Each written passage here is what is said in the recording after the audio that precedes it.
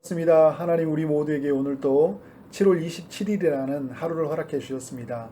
너무 소중하고 감사한 날 하나님의 말씀과 기도로 하루를 시작하길 원합니다. 오늘 여러분과 나눌 말씀은 민수기 32장입니다. 이스라엘은 요단강을 건너기 전에 여러 땅을 정복해 가는데요. 민수기 21장 1절부터 3절을 보면 가나안 사람 아랏 왕이 있는 네겝 땅을 정복한 이야기를 소개하고 있습니다. 21장 21절부터 32절은 요단 동편에 있는 시온 왕이 있는 아모리 족속을 정복하는 이야기를 소개하고 있고요. 21장 33절부터 35절은 옥 왕이 있는 바산을 정복하는 이야기를 소개합니다. 민수기 31장 어제 살펴봤던 내용이죠. 이스라엘이 미디안 땅을 정복하는 이야기를 소개해주고 있습니다. 이제 이스라엘은 요단강을 건너 가나안 입성을 앞두고 있습니다. 모압 평지에 전열을 가다듬고 있는 상황이 되었는데요. 이때 루벤 지파와 갓 지파 두 지파가 이 땅을 보니까 가축을 사육할 수 있는 최적의 환경이 조성된 곳이라고 생각이 들었던 것 같습니다. 두 지파에게는 가축대가 매우 많았는데요. 그래서 그들은 요단강을 건너지 않고 이곳에서 머물도록 요청을 하게 됩니다. 이들의 요청을 들은 모세는 크게 책망을 합니다. 이스라엘은 가나안 땅을 가기 위해서 애굽에서 나왔습니다. 가나안 땅은 비어 있는 곳이 아닙니다. 그것은 다른 족속들이 이미 살고 있는 곳인데요. 이스라엘은 그들과 싸워서 쫓아내고 정복해야 합니다. 12지파가 힘을 합쳐서 이 모든 일을 이루어야 되는데 두 개의 지파가 이곳에 남는다는 말을 모세는 받아들일 수가 없었습니다. 이것은 이스라엘 모두의 사기를 저하시키는 일이었습니다. 모세는 40년 전 가나안 정탐을 다녀온 10명의 정탐꾼들이 이스라엘 모두를 크게 낙심시켰던 일을 생각하면서 지금 당신들의 일이 그와 같은 일이라고 이야기하고 있습니다.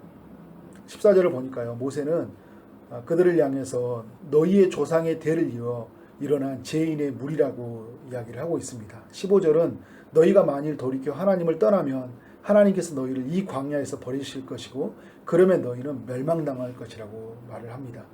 모세의 책망을 들은 루벤 지파와 갓 지파는 세 가지 타협안을 제시합니다. 첫 번째는 이곳에 원주민들이 있으니까 견고한 성읍을 건축해 달라는 것입니다. 두 번째는 우리는 이스라엘 자손이 가나안 땅을 정복할 때까지 싸우겠다는 것이고요. 세 번째, 우리는 요단 동쪽에서 이미 기업을 받았으니까 요단 반대쪽에 그 서쪽은 기업을 받지 않겠다고 말을 합니다. 그러면서 이스라엘 자손이 가나안 땅을 다 정복하기 전까지는 이곳으로 돌아오지 않겠다. 그렇지만 가기 전에 이곳에 원주민들이 있으니까 성읍을 건축해달라는 이야기를 하고 있는 것입니다. 모세는 이들의 요구를 수락해 줍니다. 그들이 요단을 건너가서 싸우면 죄 없이 돌아올 것이고 그런데 그렇게 하지 아니하면 하나님께 큰 죄가 된다고 이야기를 해주고 있습니다. 모세는 제사장 엘르아살과 여호수아와 이스라엘 각 지파의 리더들을 불러서 가짜성과 이스라엘 자손에게 있었던 이야기를 해주게 됩니다. 이렇게 해서 루벤 지파와 갓 지파는 요단 동편에 거주하도록 허락이 되는데요. 그런데 33절의 말씀을 보니까 므낫세 지파의 반이 이곳에 거주하도록 명령을 하는 모습을 볼 수 있습니다. 자, 오늘 우리에게 주시는 말씀의 교훈은 무엇일까요? 우리는 무엇을 기억해야 될까요? 첫 번째, 나의 행동이 누군가에게 낙심이 될 수 있다는 것을 기억해야 합니다. 루벤과 갓 지파는 매우 합리적인 생각을 했던 것 같습니다. 이들은 가축이 많은 지파였고 마침 이미 정복한 요단 동편 땅은 가축을 키울 수 있는 최적의 땅이었습니다. 그러나 이것은 너무 자신만 살피는 행동이었고요. 너무 욕심이 많은 행동이었다라는 생각이 듭니다. 지금 이스라엘이 분배받는 것보다 더 우선인 것이 무엇인가요? 가나안 땅을 다 정복하는 일입니다. 그런데 루벤과 갓 지파는 분배받는 것부터 요구했습니다. 그들의 요구가 잘못된 일은 아닙니다. 여호수아 14장의 말씀을 보면 갈렙이 여호수아를 향해 헤브론 땅을 기업으로 요청하는 일이 나오는데요. 루벤과 갓 지파는 책망을 듣지만 갈렙은 책망을 듣지 않아요. 왜 여러분 갈렙은 책망을 듣지 않은 것일까요? 그는 가나안 땅을 정복한 이후의 한 요구였기 때문입니다.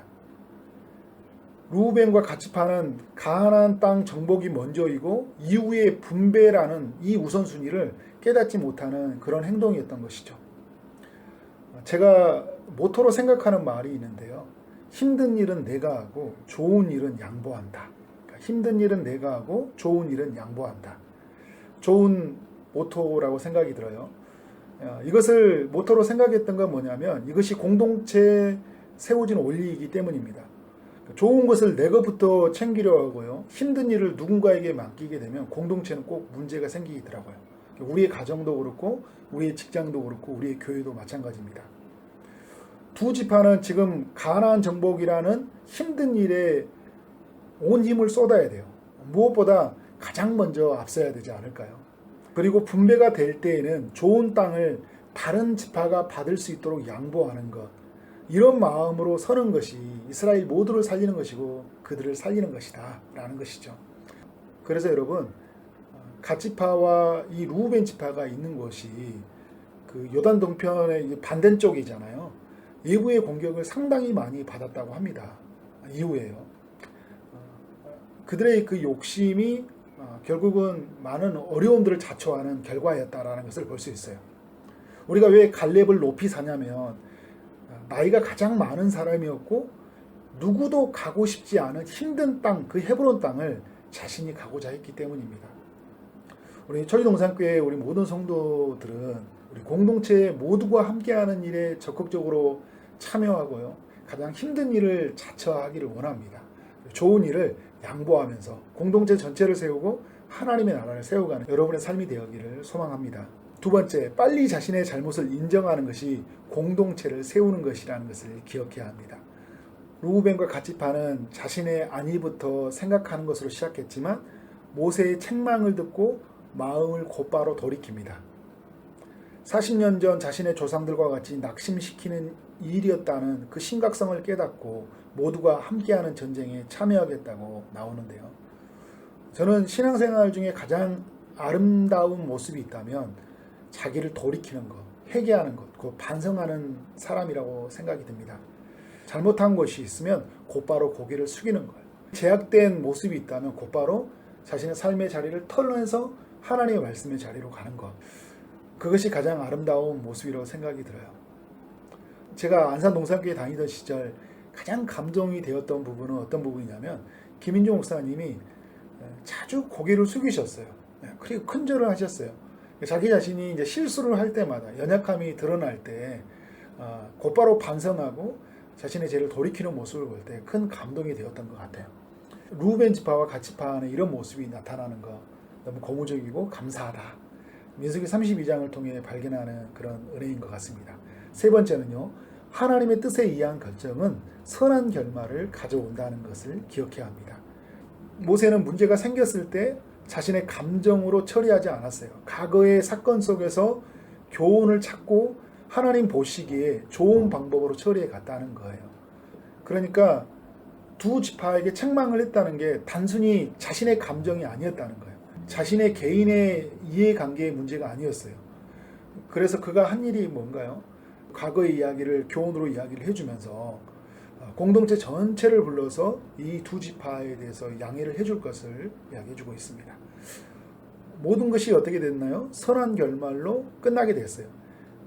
길르앗과 갓지파가 전쟁에 참여하게 되었고, 그리고 요단 동편을 분배받게 되었고, 므낫세 반지파가 분배를 받게 됩니다. 모든 지파들이 서로 동의하면서 잘 마무리가 되었어요. 큰 다툼의 소지가 있는 상황이었어요. 그런데 선한 결말로 끝이 났습니다. 모두가 하나님의 뜻 앞에 섰기 때문입니다. 말씀을 마무리하면서요, 꼭 이 세 가지를 기억하기를 원합니다. 첫 번째, 나의 행동이 누군가에게 낙심이 될 수 있다는 것을 기억해야 합니다. 두 번째, 빨리 자신의 잘못을 인정하는 것이 공동체를 세우는 것임을 기억해야 합니다. 세 번째, 하나님의 뜻에 의한 결정은 선한 결말을 가져온다는 것을 기억해야 합니다. 초리동산교회는 하나님 말씀으로 시작하고 하나님 말씀으로 연결되고 하나님 말씀으로 세워져가는 공동체입니다. 오늘 주신 말씀을 기억하며 승리하는 하루의 삶이 되어지기를 주님의 이름으로 축원합니다. 아멘.